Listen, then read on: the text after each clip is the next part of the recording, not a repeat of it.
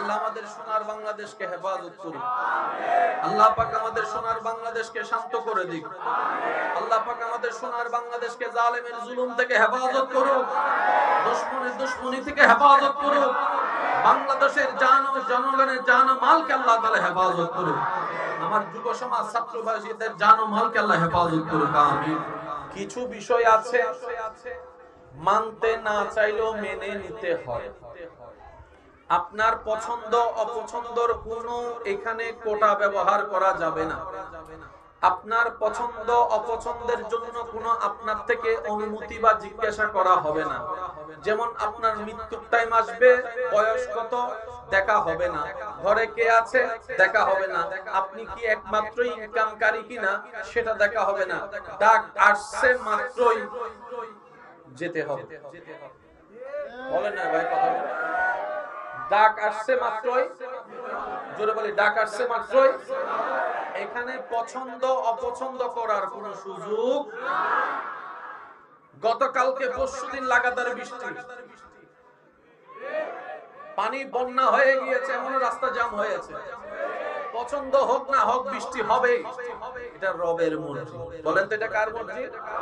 আরো জোরে বলেন এটা কার মর্জি? এখানে কোনো অপশন, পছন্দ অপছন্দ চয়েস করার কোন সিদ্ধান্ত। রব বলে যে এটা আমার সিদ্ধান্ত, তোর মন না চাইলেও মেনে নিতে হবে। সন্তান ছোট, বাপ মারা গেছে, কার কি করার? কারো কিছু করার। আন্দোলন করেও কোনো লাভ, মামলা করেও কোনো লাভ। আজকে একটা জিনিস মনে রাখবেন, যার বুঝ যত সুন্দর তার জীবন তত সুন্দর। যার মন যত পরিষ্কার তার চিন্তা তত সুন্দর।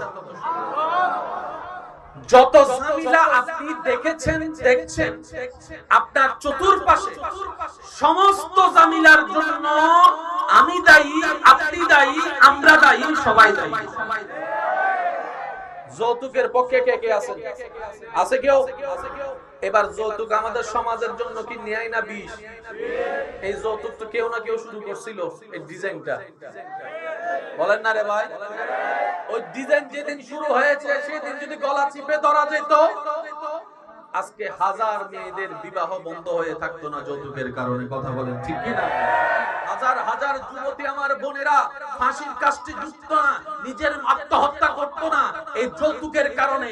যতগুলা হত্যা হয়েছে এগুলার পিছনে আপনিও দায়ী, আমিও দায়ী, আমরাও দায়ী। এবার আমি বলবো আপনারা শুধু একমত হবেন কি হবেন না আপনার ব্যক্তিগত ব্যাপার। আমি বলে যাচ্ছি শুধু মিলাবেন। পৃথিবী ধ্বংসের পিছনে আমরা দায়ী,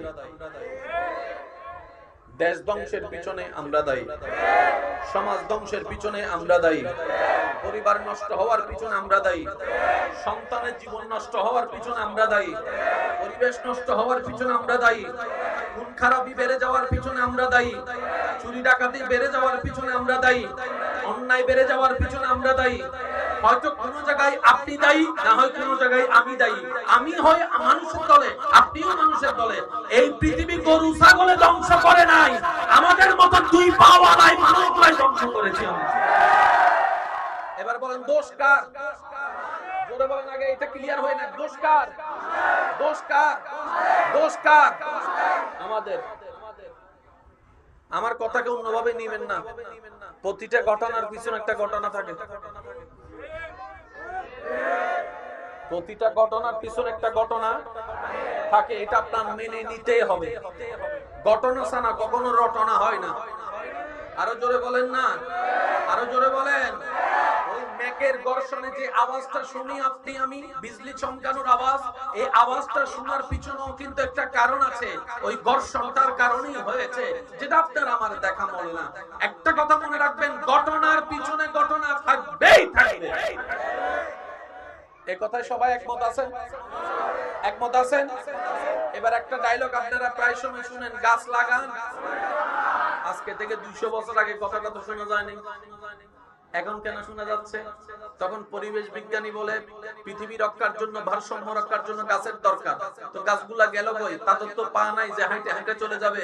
তখন পরিবেশ বিজ্ঞানী বলে হয়তো তুই কাটছস, না হয় আমি কাটছি, না হয় আমার দাদা কাটছে, না হয় তোর দাদা কাটছে। ওই গাছ কাটার কারণে পরিবেশের ভারসাম্য নষ্ট হয়েছে।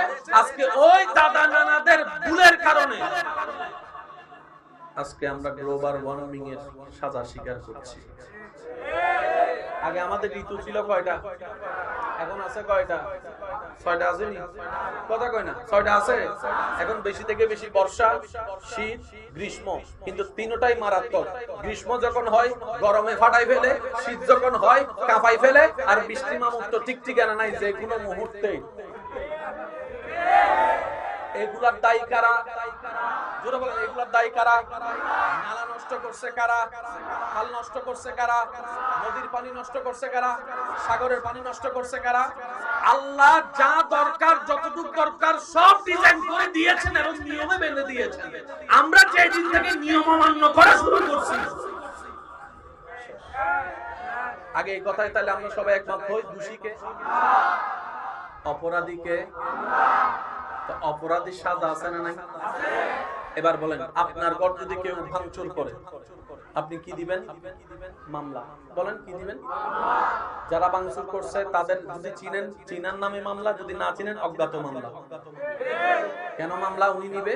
তখন পুলিশ বলবে উনি তো ঘরের মালিক, সম্পদটা ওনার, রক্তটা ওনার, পরিশ্রমটা ওনার, সময় ব্যয় হয়েছে ওনার, সুতরাং ওনার হক নষ্ট করার অধিকার কারো। এবার বলেন, জমিন কার? নদী কার? সাগর কার? গাছ কার? বাগান কার? জঙ্গল কার? আকাশ কার? মেঘ কার?